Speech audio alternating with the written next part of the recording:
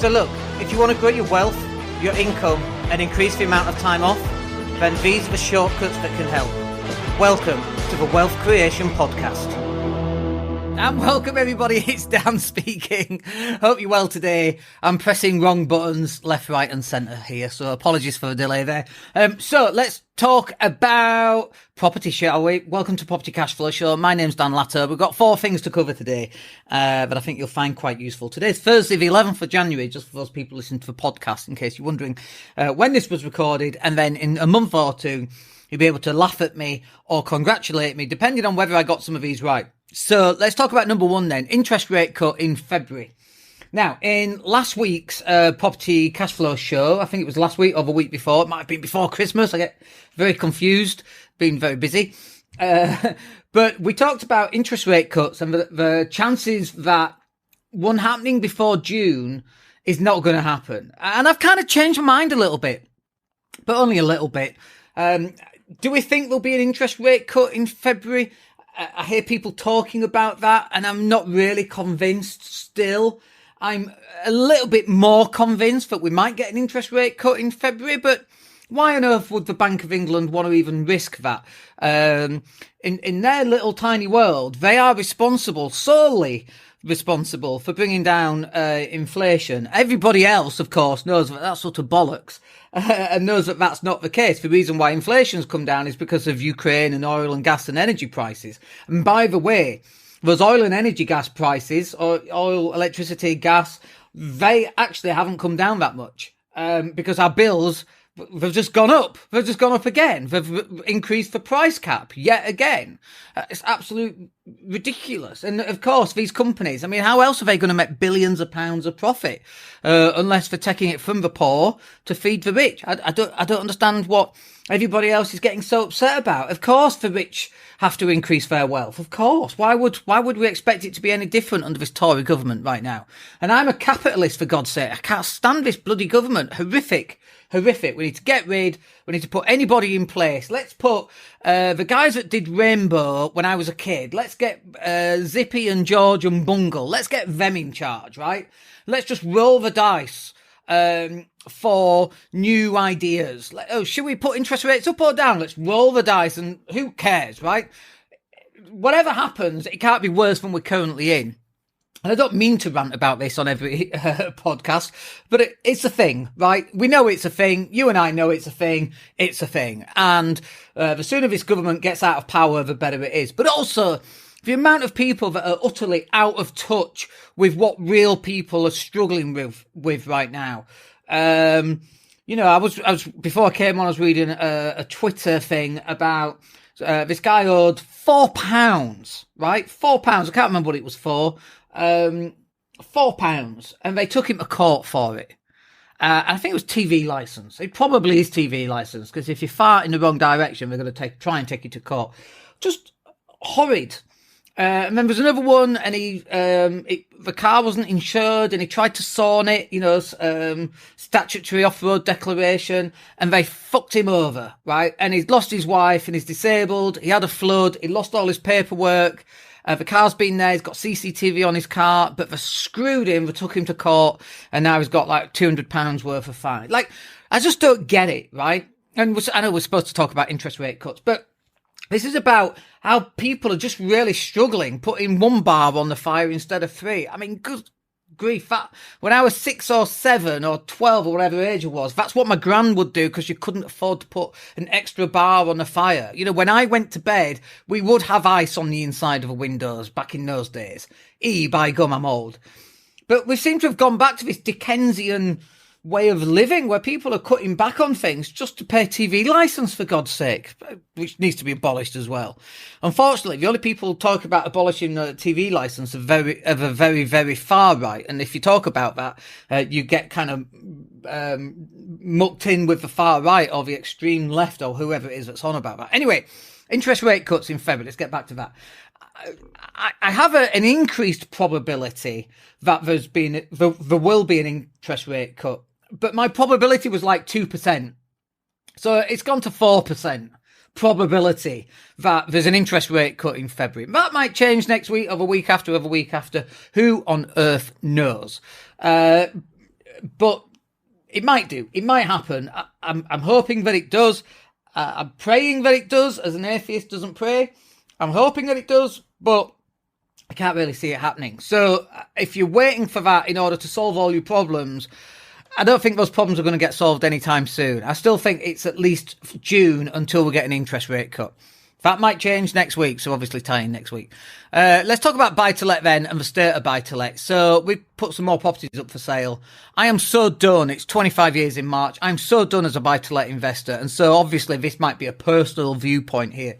And when we put these properties on the market, other investors are buying. There's a lot of rent-to-rent out there. We put properties out for rent. We get so many rent-to-renters coming through. That are 20 years of age, and can I just get you on the call to discuss? And you know straight away it's a rent to rent. So certainly rent to renters, they're going to want to rent your property from you, and then they're going to serviced accommodation it, even though it's against the rules and leaseholds law. They don't care about that. They don't even ask about that. They probably don't even know. They've probably not even had that covered on their training course. So the nature of buy to let, I think, is shifting, and I think is changing. I think title splitting is going to be much bigger in 2024, where you get a big property and then you split it up. And that could also be commercial to resi. I think that's going to be a thing. I think an increase on making bigger properties, smaller properties, and going to get planning and breaking them up. And then I think those properties will be bought to let for sure. But these are much smaller properties, as small as are legally allowed from a mortgage point of view. And so, yes, I think that's going to continue to happen. Our landlord's going to continue to leave the market in droves, 100%. Just the pure taxation of landlords from a Section 24 point of view, we've had massive interest rate rises with 14 interest rate rises in a row.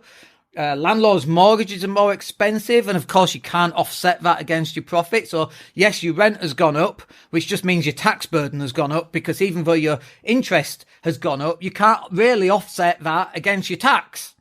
So your tax burden as a landlord is increasing significantly. I just got my tax bill through. Good God, I nearly fell off the unicorn I was riding. It's ridiculous. It's beyond ridiculous. And this is one of the reasons why we're just like, you know what, fuck this.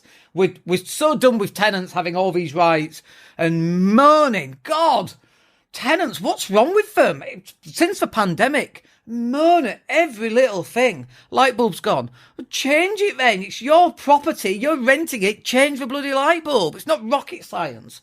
Do you want us to come around and wipe your nose and tie your shoelaces, for God's sake? It's just ridiculous. So, I think landlords have just had enough. And obviously I'm a landlord, right? And I've been for 25 years, and I probably represent how some landlords feel. There's no doubt that I represent how some landlords feel. Certainly not how all landlords feel. I think I've just run out of patience for it. I think that's me. That's a me thing, right? And that's all right. It's all right for me to run out of patience dealing with people who are incapable of doing the most basic things, like there's a leak, let me know. No, we're not going to let you know. We're just going to have this little drip leak that on inspections we don't get to notice because no one ever tells us and we never see it. So then in 2 years' time, we have a problem. We have to pay for downstairs to be painted. Why don't you just tell me? Oh, I didn't want to bother you. That's not up to you, is it? It's up to me. We tell you to tell us on maintenance, but do they do it? No. So I think for some people, buy-to-let's over. Certainly people like me, we've been in this business for far too long. And it's been around long enough to get us to where we wanted to get to, which is here.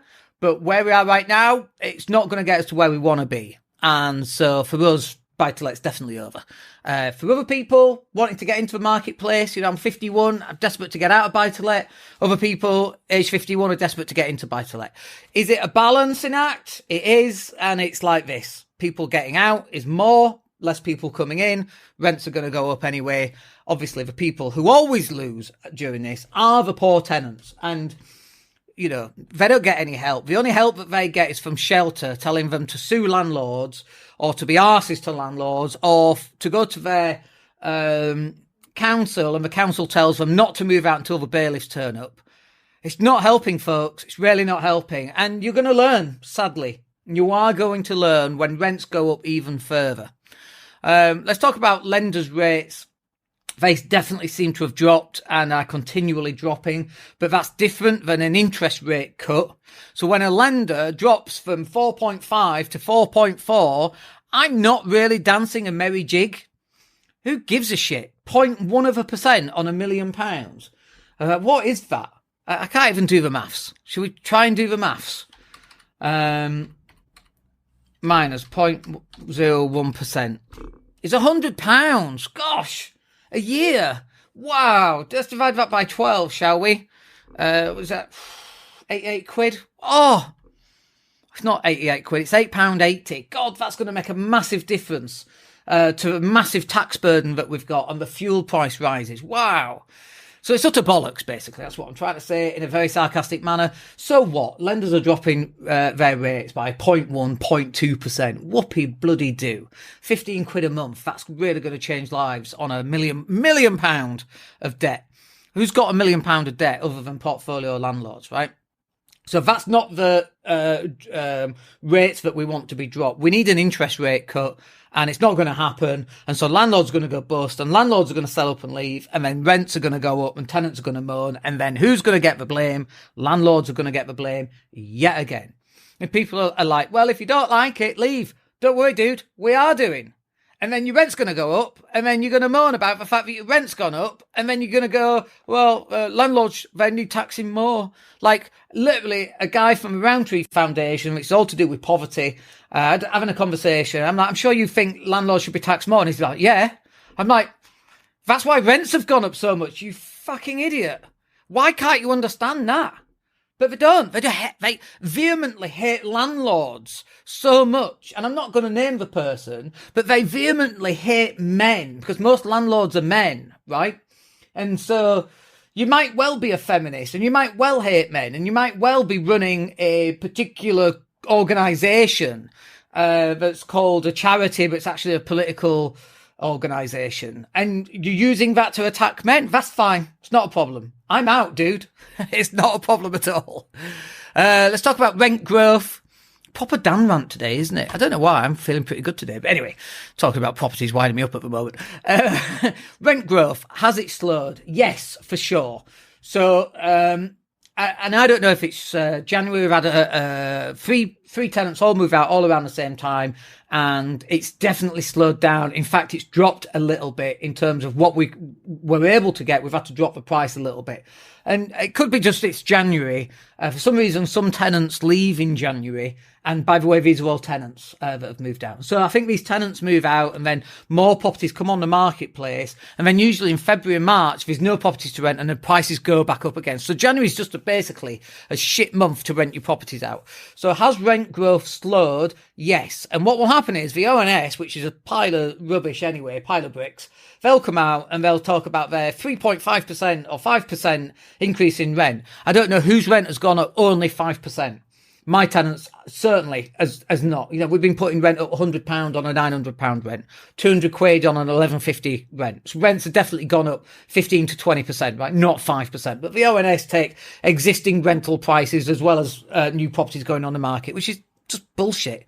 Like I bought a Mars bar 5 years ago, and I bought a Mars bar today. So the average price of a Mars bar is the price in the middle.